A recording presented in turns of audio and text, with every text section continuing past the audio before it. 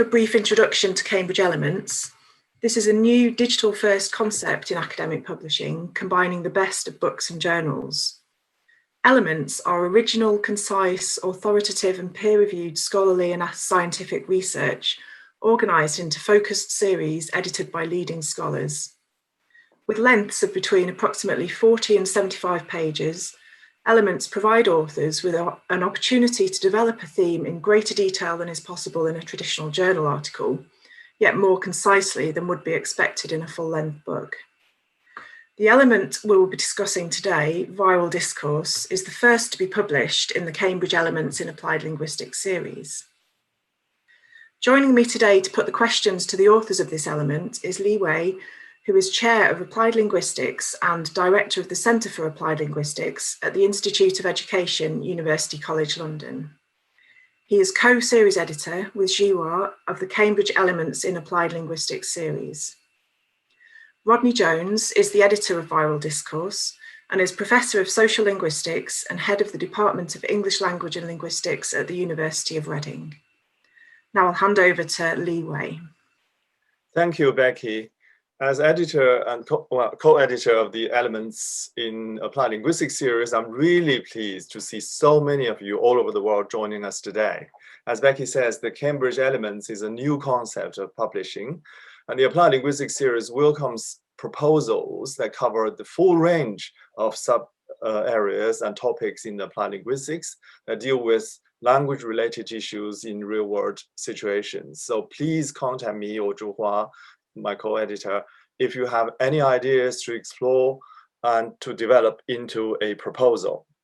Today, we're here to celebrate the publication of the first volume in the Applied Linguistics series, Viral Discourse, which sets an excellent example of the kind of volume we'd like to publish in the series.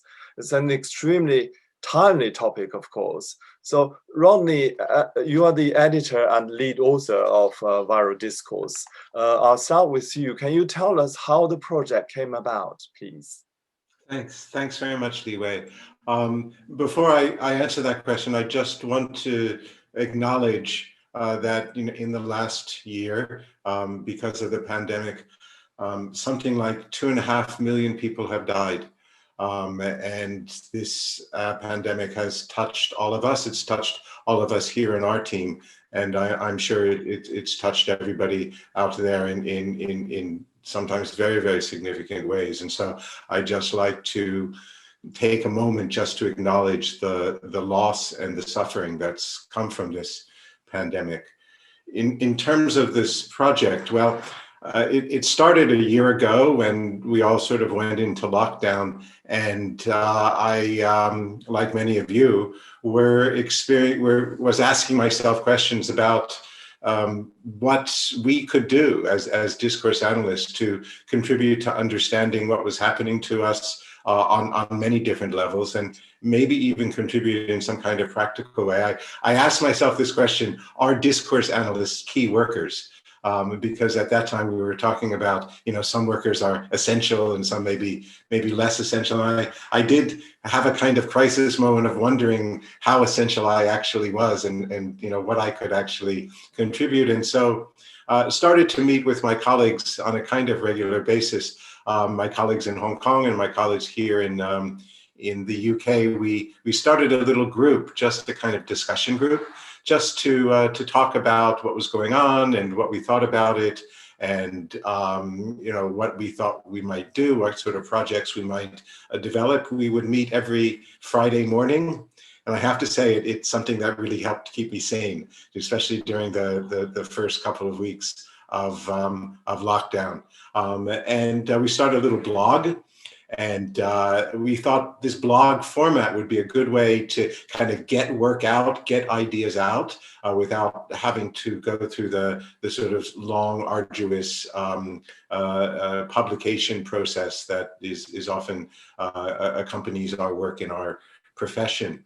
And so my colleagues and I, we just started to contribute ideas to the blog, little things that we had noticed, little bits of analysis that we had done, Each of us kind of coming to the situation with a very, very different kind of perspective on discourse. Some of us are corpus discourse analysts, some of us do genre analysis, others do critical discourse analysis, others do sort of discursive ethnography, that sort of thing. And so we thought, oh, isn't it very interesting that we're all kind of looking at different kinds of things, but also looking at them in very different kinds of ways.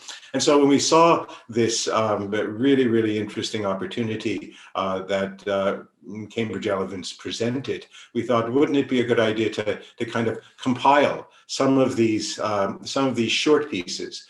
These are not, I think, full-fledged research projects. Really, they're short pieces that are meant to kind of illustrate how discourse analysts grapple with a situation like the COVID-19 pandemic and how they think about it as it's going on. And we also thought, oh, it would actually be a good resource for our students as well, because each of us are kind of approaching it from a different school of discourse analysis. And we thought, oh, this is a very, very kind of relevant a set of examples that we could bring to our students studying discourse analysis to show them something about the practical applications of the field. Thank you very much, Rodney. I'm now going to turn to all the contributors one by one. And when you answer the question, please can you briefly say who you are, where you're based. So the first question is really, I mean, each of you applied a different and specific approach to discourse, to analyzing some aspects of the COVID-19 pandemic. What did you learn about the pandemic from your approach, and what did you learn about the approach to discourse that you used? Maybe if I can start with Elisabetta, please. Oh, yes, thank you. Thank you, everybody. I am Elisabetta Adami. I'm Associate Professor of Multimodal Communication at the University of Leeds. And I actually didn't want to understand anything about the pandemic in itself or how it was talked about, but rather my interest was in trying to understand how it was forcing us to change the ways in which we interact with others and how people were going about to manage this. So to do so, I've also realized that everyone around me was talking about it, was observing how they were interacting and how with social distance and with things being digitally mediated online, they were changing or they were forced to change their communicative practices. So I've just started talking with the people I know and inviting them to share their reflections on social media. So the approach I've used is a bit unorthodox for discourse analysis, or at least the type of discourse analysis that I was used to, and draws on the emerging tradition of citizen sociolinguistics, particularly in Betsy Rimes' conception. So with other colleagues in multimodality, we've created what we call an informed and informal, engaged and participatory space to pursue understanding with the people we knew. So to go about what I've learned both personally and academically. I've also learned that these two spheres are really difficult to separate. Personally, I've learned, for example, a safe way to hug my dad when I got to see him back to Italy in July, and thanks to these conversations that I had with other people.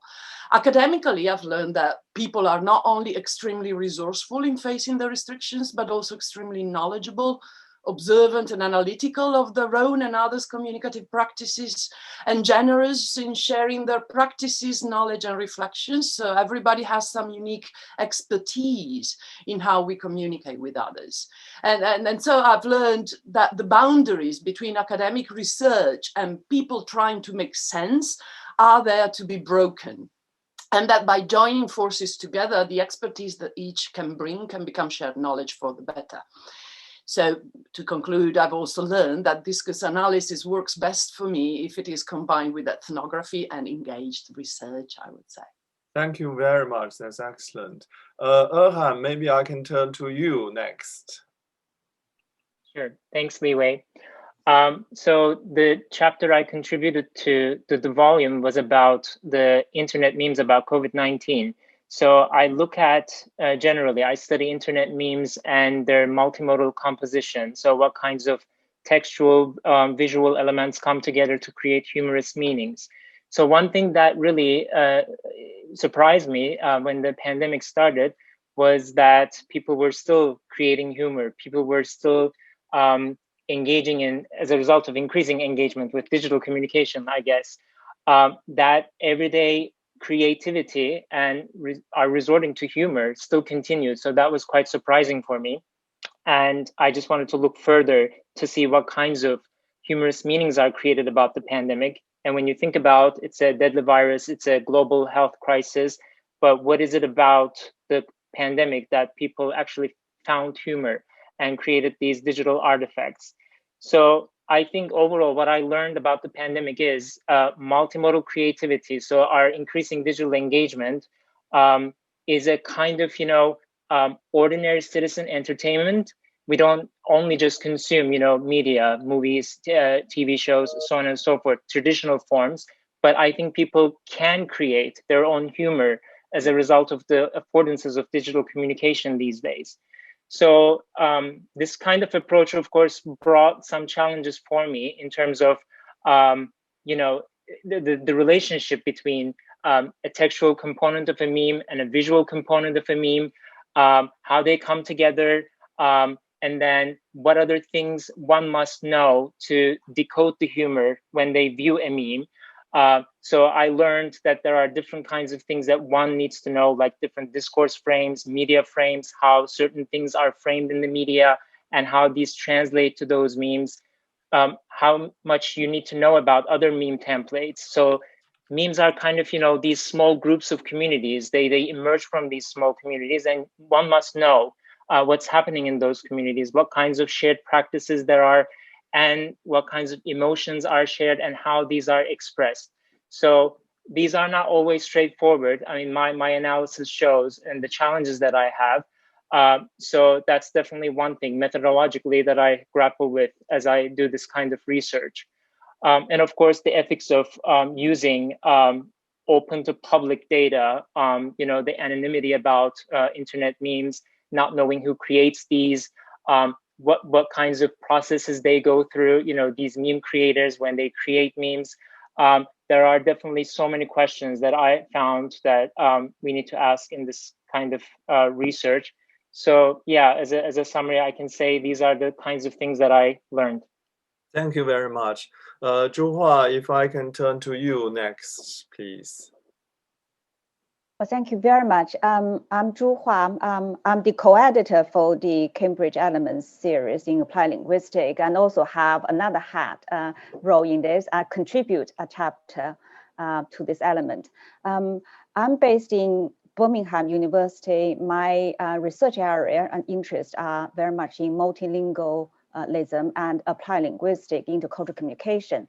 So the topic of my chapter is sense and sensibility, urban public science during the pandemic. So the main thing I have learned about the pandemic is the relationship between the crisis and linguistic landscape. In fact, crisis impacts the linguistic landscape, but at the same time, the discourse, the text, the landscape we have seen also feed into the sense of crisis. So that's actually come quite clear to me through my work. The main method I have used in my chapter in this small piece of a study is walking ethnography with a focus on linguistic landscaping. So for me, what I have learned about this method is walking ethnography when you only have very limited access to people, to the data, is actually quite convenient ways of noticing changes in our everyday life.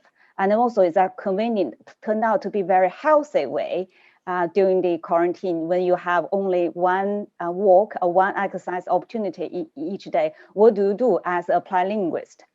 I think it actually has some potential and implication on future, in the sense what we do ethnography fieldwork, a traditional ethnography fieldwork during the quarantine, when travel is not an option anymore, and when human face-to-face contact is not convenient anymore. And also it helps with the stress. Okay, thank you. If I can turn to Sylvia, please, next. Hello, my name is Sylvia Voska, and I'm Associate Professor in Language and Professional Communication at the University of Reading. And in my contribution, I used a comparative corpus-assisted approach to study representations of the virus in the media during the first wave of the pandemic. And I was particularly interested in comparisons because through my own media consumption, I noticed that the situation was often described quite differently across different national and cultural contexts. So I looked specifically at Germany, UK, and USA. And the situation in these countries during the first wave of the pandemic was actually quite different. So I was really much interested in finding out whether these different realities actually are somehow the other reflected or perhaps reinforced through the language used in the media. And I use a corpus-assisted approach to discourse and large amounts of media data, because I was particularly interested in finding out the kinds of patterns in language use that were frequently repeated and perhaps contributing to something like the dominant ways of describing the virus or referring to the virus that went beyond my own biased media consumption. So what did I learn about the pandemic using that particular approach? I learned that the virus, although the virus is obviously everywhere the same, it's got the same biological properties, actually the virus can acquire different national and cultural characteristics. And through the kind of ways how it is represented and described, and in some ways that the culture with a national culture, with a unique language and with a unique history provides a pool of discursive resources, and then they picked up to describe the virus and so on. So this was particularly came into the view in the use of metaphors, that, for example, metaphors of war and violence that were particularly prominent in the US and in the UK data, but totally absent in the German data. And this obviously has to do also with the complicated history of the 20th century and so on. And what did I learn about the approach? I'm kind of quite familiar with the approach, and I find the approach very, very useful.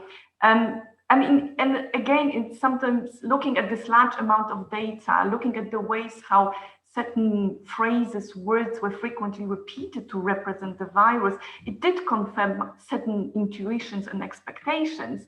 But actually, perhaps more importantly, it also allowed me to see things that I did not expect. So it created some sort of potential for serendipitous effect. So, for example, I was not primarily interested in studying metaphors, but metaphors emerge as a kind of quite a prominent feature in the discourse that I've analyzed. So, yeah, thank you. Thank you, Sylvia. We also have three colleagues contributing to the volume who are based in Hong Kong. So I'm now going to turn to them. Maybe Carmen, could you go next? Sure, thank you. My name is Carmen Lee, and I'm based at the Chinese University of Hong Kong. My research revolves around language and discourse in digital media. So my chapter uses critical discourse analysis to understand what I call COVID-related hate speech, especially on various social media. And in the chapter, what I've done is I analyzed a small sample of aggressive comments revolving around the naming of the coronavirus. So what I've learned about CDA in the pandemic is that it can be a very powerful tool in revealing the underlying, often implicit, covert discourse strategies of online hate speech, which can potentially result in both mental and physical harm. And what's interesting in my findings or initial observations that both the pro-naming and anti-naming camps use very similar discourse strategies to defend their stance. So for example, both camps would refer to authorities to legitimize and represent their stance towards the naming of the virus. And also both sides would use metaphors as well to reframe what hate is. But then I've also noticed that some of these strategies discussed in my chapter are indeed quite typical strategies that have been discussed extensively over the years in the CDA literature. So what I'm doing here is to really situate discourses of hate speech in this key moment in history. So I think the pandemic has provided us with an opportunity to really reflect on or even problematize the complexity of hate speech and to really revisit the power of language and discourse in these times of crisis. Yeah, thank you. Thank you very much. If I can turn to you, Jennifer, please, next. Thank you. I'm Jennifer Ho, based in the City University of Hong Kong, Department of English. My approach involves using multimodal discourse analysis and translanguaging to look at how people use YouTube as a means to promote or spread certain health practices using the form of video. So my piece centers around the idea of orchestration. It focuses on the role of sign makers or language users to strategically orchestrate a range of resources in their repertoire. So not only do they draw on multilingual and multimodal resources, they also draw on their own personal histories, experiences, and ideologies in making these videos that are later on uploaded to a global audience. After analyzing different moments in detail by transcribing mode by mode, I'm able to unpack the specific resources used for this spontaneous cultural performance. For instance, I looked at what kind of resources were used in orchestration in order to show a particular person's alignment with and distance from particular health practices, such as the wearing of face masks in my study. And I start to appreciate the potential of integrating multimodal analysis to a translanguaging approach and to take into account not only the multiplicity of modes used, but also the repertoire of languages, issues of identity, and personal trajectories can also be considered as distinct resources for communication. And what I learned from my research in this area is that I'm amazed by the power of vernacular practices in the spreading of different health practices on the internet through platforms like YouTube. The affordances of video hosting platforms allow for people holding different positions to share their views with a global audience who may or may not agree with these different positions. And of course, they have a wide range of resources to make meanings. For instance, they can make use of special editing effects, sound effects, to add meaning to otherwise mundane activities. Yeah, so this is what I learned about the approach that I used and about the Thank pandemic. you very much, Jennifer. Last but by no means least, Christoph, can I turn to you? Thanks very much, LiQWYD. So my name is Christoph Hefner. I'm working at the City University of Hong Kong in the Department of English there, along with Jennifer. One of the things that I'm interested in is specialized discourse. So in my contribution, I used genre analysis and looked at how scientists express themselves when they're writing expert opinion articles targeted at the public in mainstream media outlets like The Guardian. What I did was examine the way that scientists stated and supported positions on the controversial topic of mask wearing when they were writing those opinion articles. And this was actually before any kind of consensus had emerged over mask wearing from the WHO or any other such authority. What my study showed was that the outcomes of a scientific argument depend very much on the norms of what can be accepted as adequate evidence. So I saw some scientists adopting more stringent standards. They would insist that laboratory studies on mask wearing were needed in order to be able to say anything meaningful. And there were others that were happy to adopt less stringent standards, like the experience from other countries. Either way, a logical scientific argument could be constructed But the problem was that you would arrive at different conclusions depending on the evidence you selected, and therefore perhaps the evidence, or the standard rather of evidence that an individual adopts, might be an ideological choice, not just a neutral scientific one. In terms of what I learned about the approach to discourse that I used, what this study made me aware of is something that I think probably applies to a lot of discourse analysis. It's the thing that I noticed was that genre analysis needs to not only look at what's there in the text right in front of you, but also what's missing and can perhaps be retrieved from the context. So in my case, looking at these articles about mask wearing by scientists, there just were no references to what was actually a very key part of the argument, which was that at the time there was a massive need for PPE, personal protective equipment, to be given to frontline hospital workers. And that was something that was just missing from scientists' accounts. And of course you could argue, well, that's because it's a policy thing.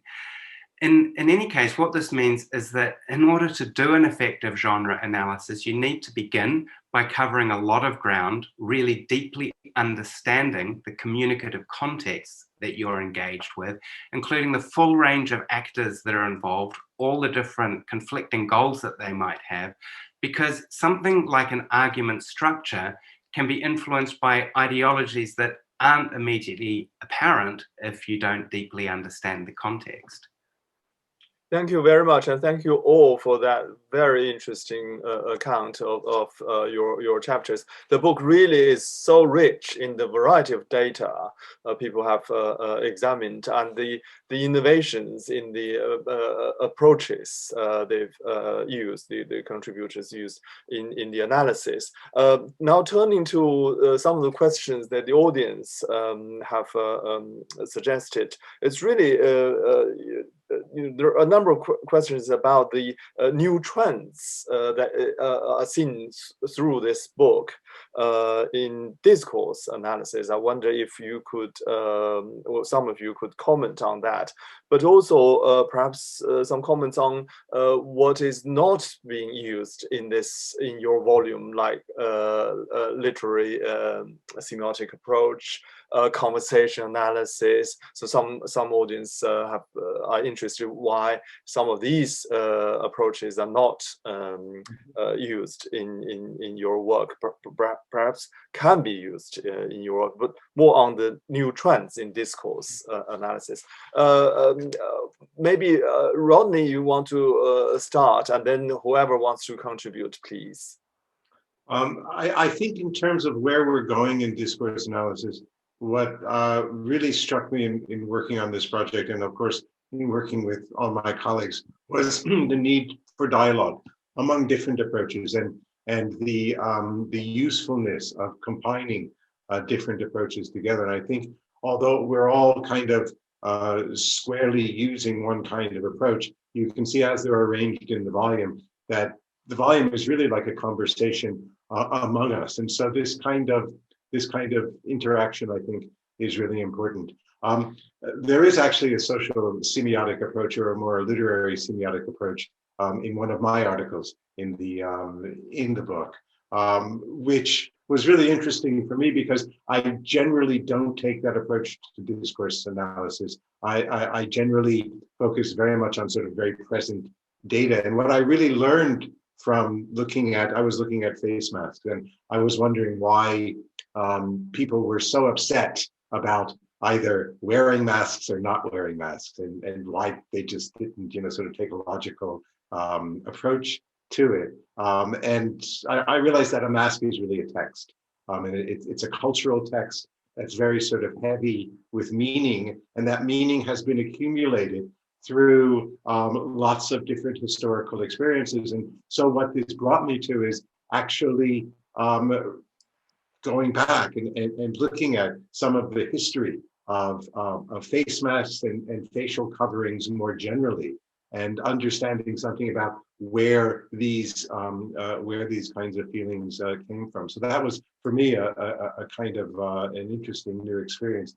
In terms of conversation analysis, I wish we had something on conversation analysis, because I think One thing that has happened with the pandemic is that conversational routines have changed, or new conversational routines have been introduced. For example, you're on mute.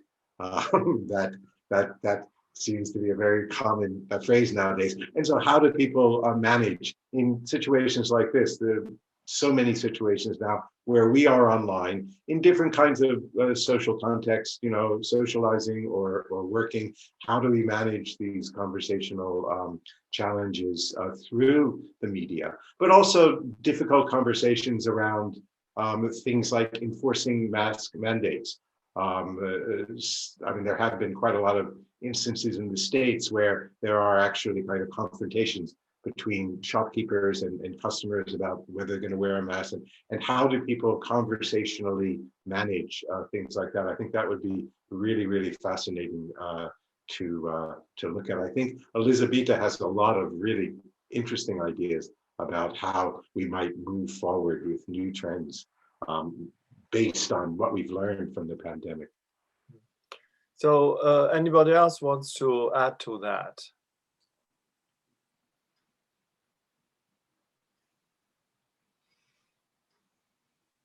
There is a related question to that, actually. Well, several related questions.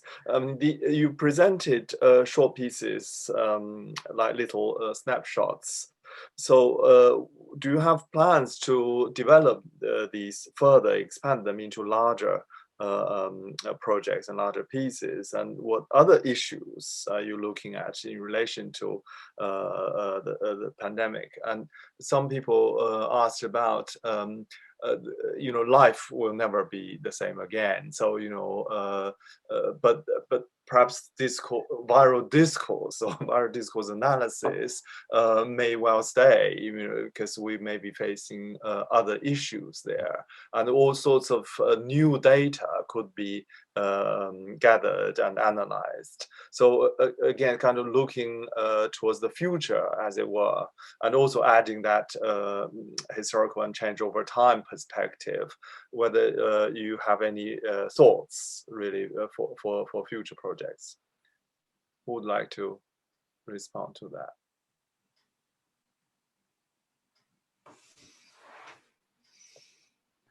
Maybe I'll say something on that topic. And then we'll come to Elisabetta. So. A lot of these items, these little chapters that we've written based on blog posts and that sort of thing, as you say, they were built up on often quite a limited set of data, and mine is certainly like that. And so what I'm now interested in doing is expanding that data set, and I would like to work with Sylvia, in fact, to take a more quantitative approach, or mixed methods perhaps, to looking at the way that scientists are communicating with the public through these expert opinion articles, for example. Another thing that I'm interested in is the issue of leadership. And so I'm working with a colleague, Tongil Sun, looking at the leadership of Jacinda Ardern in New Zealand. And now I'm a New Zealander myself. And so right at the beginning of the pandemic, you know, when it was getting going around about the beginning of February, it became quite obvious, listening to friends and family, that things were being handled very, very differently down there when compared with other Western countries. And so Tongil and I are now looking at press briefings, and those always have a sort of question and answer section at the end. And this is actually where one could bring in conversation analysis. In fact, we're taking an interactional sociolinguistic approach. And what we want to do is look at how that leadership is co-constructed between members of the media in that moment and the Prime Minister and her team as well. So those are a few ideas for future directions from me. Thank you. Elisabetta? Yes, I just wanted to add, my piece was just a first organization of reflections and methodological declaration, basically more of a research agenda than actual findings in the viral discourse book. And now I've just finished analyzing some of the discussions produced so far with our personal networks. And I've been doing it together with those that participated in the discussions, which has been really fascinating because to go back also to conversational analysis and interactional sociolinguistics, I've been part of those discussions too. So we've analyzed each other, and we've looked at how emerging practices are being shared, negotiated, and constructed with others. And I think the pandemic, because it forced all of us to change abruptly, is quite of a unique moment to look at these dynamics of emerging practices that actually instead happen for most of us in all the time anyway, besides and beyond the pandemic. So we've looked at dynamics of legitimation, how people evidence, describe, motivate, justify, codify, and validate practices, and how this is done conversationally. And yes, it's been a fascinating starting process, also quite challenging for myself too, in discovering what people actually do, but also in doing this together with them. And I'm definitely going to continue on this. Thank you. Sylvia, there is a number of questions about your contribution in particular. You did metaphor analysis, and you also looked at the different kinds of metaphors used in different countries and different contexts. And people are interested in what did you find, cross-culturally and cross-nationally, whether you see major differences there. Yes, so definitely there was this kind of perhaps surprising, but perhaps not so surprising that in the German context, in the German data, we had very almost no metaphors from the domain of war, for example, and something which was very prominent in the British and also in the US data.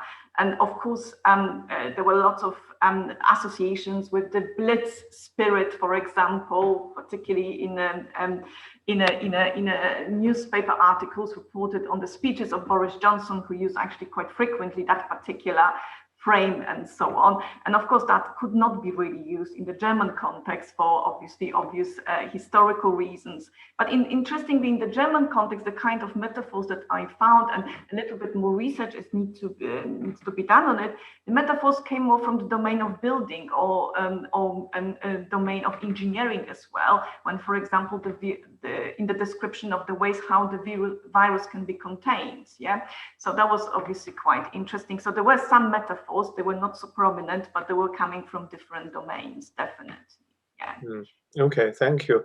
A number of questions about analyzing media platforms, and this is really, Erhan, you did that in particular. I wonder if you have anything to say, about the kind of future directions, as it were, and also the kind of methodological innovations there. Sure. I'm actually currently working on what many people call as crisis or critical memes. Many scholars actually are describing some memes as not being so humorous, but they're making a point.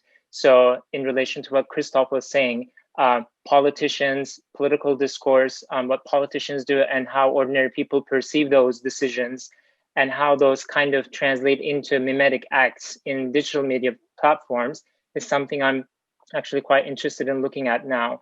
But my initial findings actually show that COVID-19 now is kind of like a catalyst in the middle, and it kind of leads to different kinds of discussions through mimetic engagements, like people talk about or compare COVID-19 and how it's handled to other social issues like racism, climate change, inequality, and political leaders, so on and so forth. So I think my future direction now is kind of moving into that area. So other than just entertainment or humor, what other meanings are created through memes? And actually, there's quite a lot of research in this area, how certain social issues, political issues lead to movements in society, and how memes are used in those kinds of movements to propagate ideas and discuss issues. So I think I'm really interested in looking at what COVID-19 does in these kinds of discussions. And again, as I said earlier, there's definitely lots of intertextual references to different issues in society.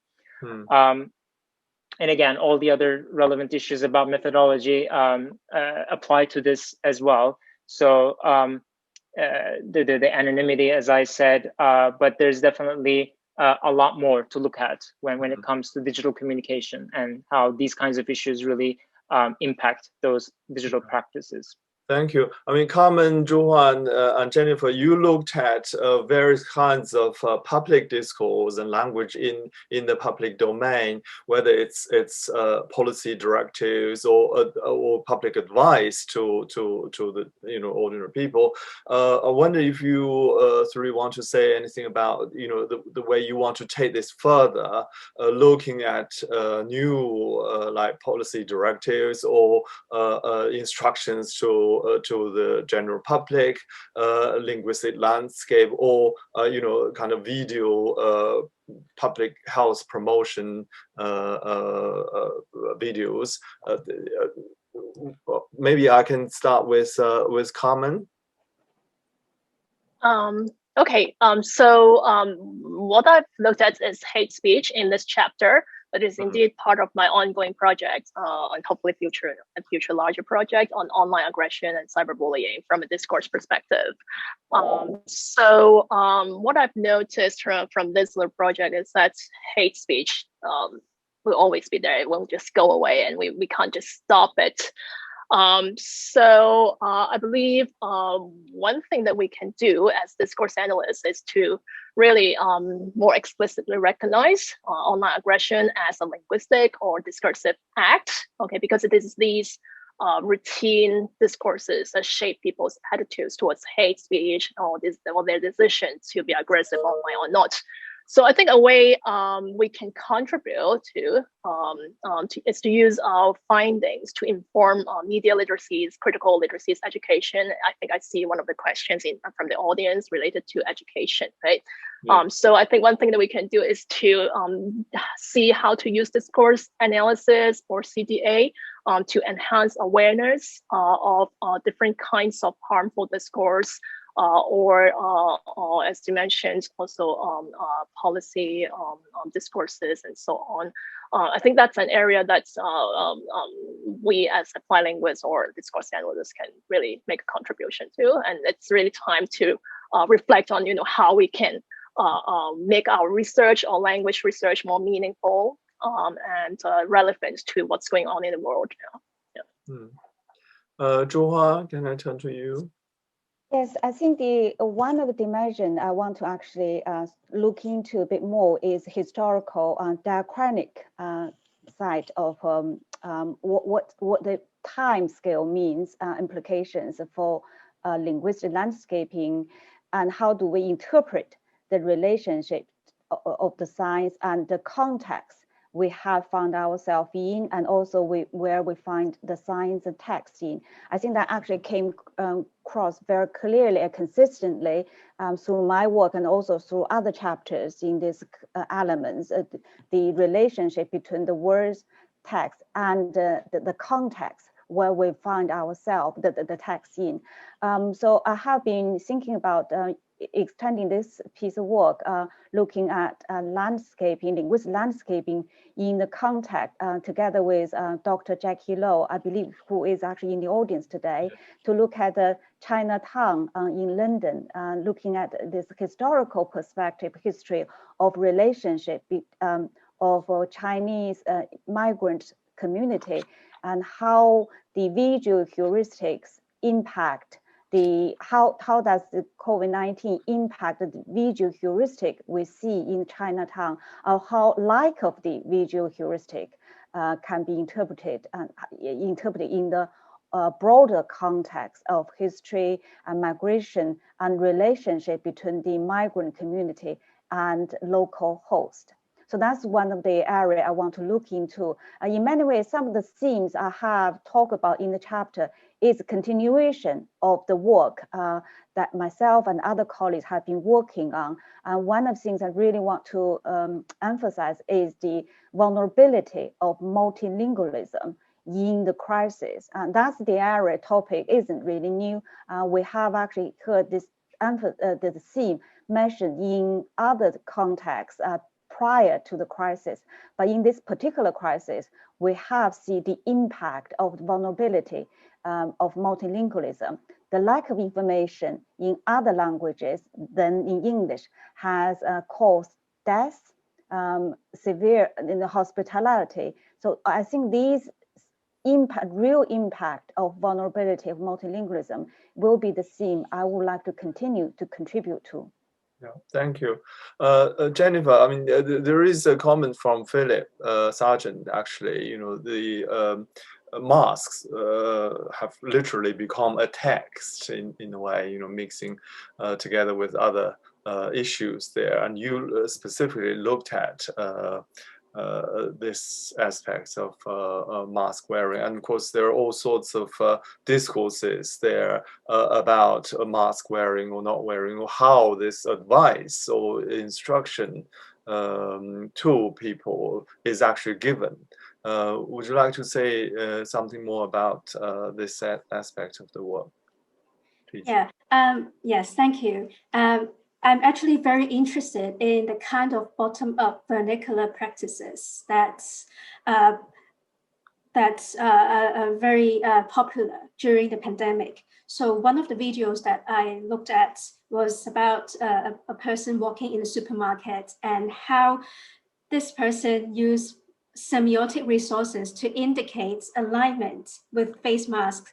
So this is done in a very implicit way. So I wonder whether this kind of authority afforded by YouTubers who have a very global reach, how can it be used to promote health practices such as wearing face masks or vaccination now?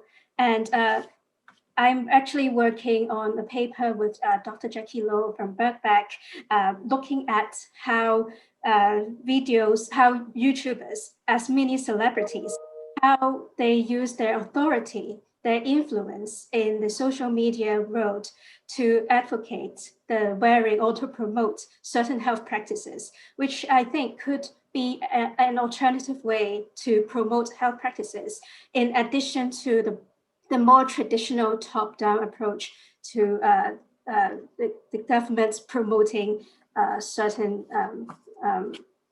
health practices. Yeah. Thank you very much. Jackie, in fact, made a comment there about the kind of auto-ethnographic element in your own analysis and contributions to this volume. And I mean, clearly, COVID-19 impacts on everybody, literally everybody. So all of you, showing your own experience with it and how you dealt with it, and friends and colleagues around you how dealt with it in your analysis. I think that's a very important element that should shape the future of discourse analysis. Now, looking towards the future, and towards a post COVID-19 future, we hope. Where do you see, how do you think the discourse analysis of the kinds that you've done here can contribute to big global crisis and global issues, and how has the pandemic changed the way you think about and do discourse analysis? Again, maybe I can start with you, Rodney. I noticed that Jennifer Eagleton talked in one of her questions about how there's this discourse about how life will never be the same again.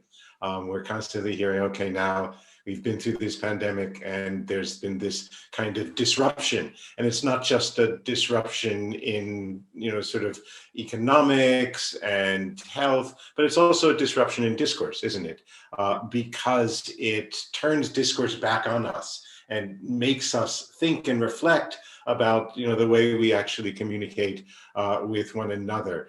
And so in this way, this has been a very productive experience for many of us. I mean, a horrific experience, but a very productive experience in making us more aware of how we communicate and the limitations of communication and how communication does change in crisis moments. So, I mean, this has been a crisis. It hasn't been the first pandemic.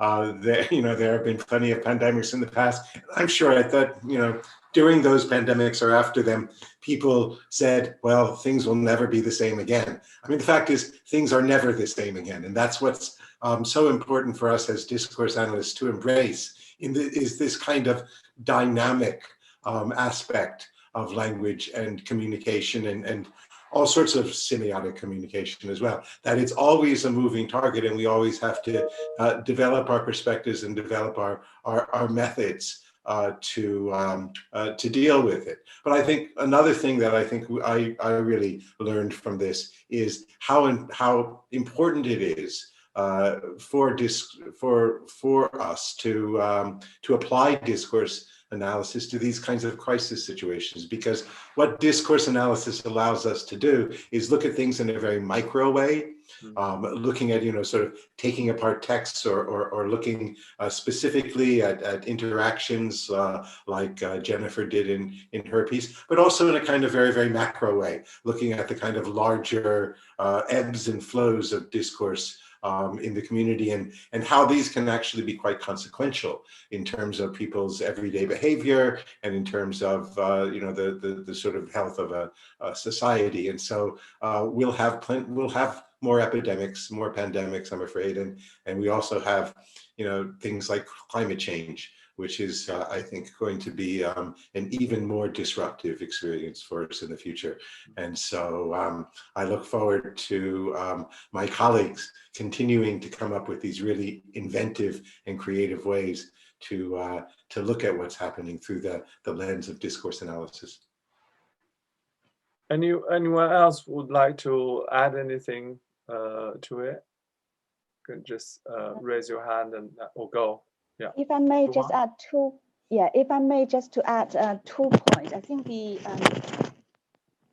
discourse analysis is particularly helpful for us to capture changes, and that change is going to be regular theme during our time to recover from COVID-19, and also as we have seen in the dynamics of global politics, and that change will remain with us. So the relevance of discourse analysis will become even more important in our future work. Yeah. There are quite a few comments about the kind of changing discourse, around Zoom and new technology mediated ways of communication. But of course, with social distancing staying with us for the foreseeable future, the way we relate to other people is going to be rather different, and it will be new and alternative ways of communicating with our friends and our family and other people. So I think it all impact on the way we think about discourse and the way we do discourse analysis. Anyone else would like to offer anything? We're approaching the last few. Yeah, Sylvia, please. Sorry. I just would like to say that, of course, it's going. This project has been incredible in kind of for us in trying to understand basically what is going on, and in these various ways, and incredibly enlightening. But the kind of work that we have been doing, I think, is also quite important. It could be important to perhaps improve certain ways in future.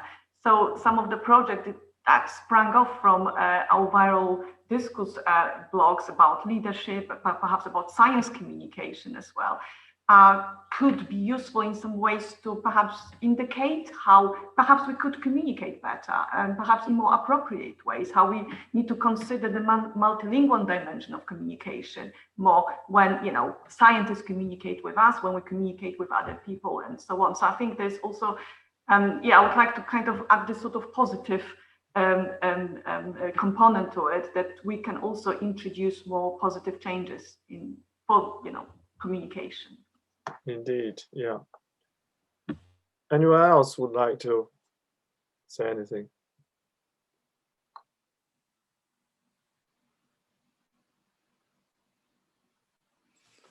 Well, perhaps I can just sort of end up by by saying that, well, I have a writer that I really like named Raymond Carver. He writes short stories, and he wrote a book called What We Talk About When We Talk About Love. And I kind of think that this book, Viral Discourse, could be called What We Talk About When We Talk About COVID, because you can hear from all of my colleagues that, yeah, I mean, they were interested in COVID and the pandemic, but so many other things came out of that as well. Hate speech, discrimination, social interaction, cultural discourses, multilingualism, war, politics, humor, expertise. And so, I mean, I think this is really an interesting thing about health communication in general, but any kind of crisis communication, that whenever a crisis arises and we're talking about that crisis, it always ends up revealing something about many, many other aspects of our life, such as power, inequality, money, economics, human relationships, and that sort of thing. I think this is really where discourse analysis is very, very well placed to untangle all of the different kinds of ways that different kinds of issues are imbricated in discussions about pandemics and health. Thank you very much, and thank you all the contributors for the fascinating presentation, and of course for writing this wonderful book to start our Cambridge Elements in Applied Linguistics series. And thank you all for coming, attending this webinar. I hope we can capture the questions here, and many of them have not been answered, but we'll try to find a way to communicate with you. The recording of this session will be sent to all the registered participants in due course. And of course, the book itself is still free for download for another week or so till the 19th of March. So do go and have a look at it and read it if you haven't had a chance to do that. Thank you very much indeed. I'm going to pass back to Becky from Cambridge University Press. Thank you. Thank you so much, LiQWY, and to Rodney, and to all the panel for the fascinating talk. Thanks also to everyone for your questions, and we're sorry if we didn't have time to answer your question. The video will be emailed to you in the next few days, along with details, as LiQWY said, of accessing Viral Discourse free until the 19th of March. And thank you all for attending. We hope you all enjoyed the webinar. Thank you very much, everybody.